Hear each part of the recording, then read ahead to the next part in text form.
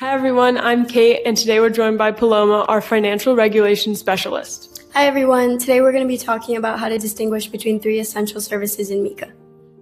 To start, could you briefly explain the difference between exchange services, execution of orders, and the perception of transmission of orders? Of course.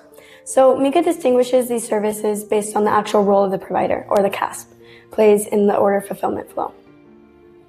First, exchange services occur when the CASP acts as a direct counterparty to the client, using its own capital to buy or sell crypto assets at a firm price.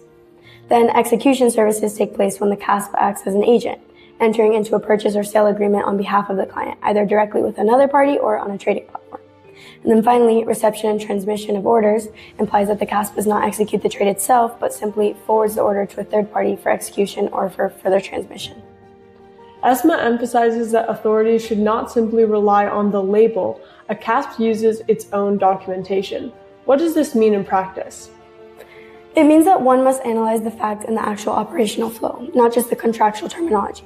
So a CASP might self-identify as an exchange provider, but if in practice it acts as the client's agent, for example, by seeking out counterparties or executing orders across markets, it's actually providing execution services. Conversely, if it merely offers a fixed price and the client decides whether to accept it or seek better terms elsewhere, we are looking at a pure exchange.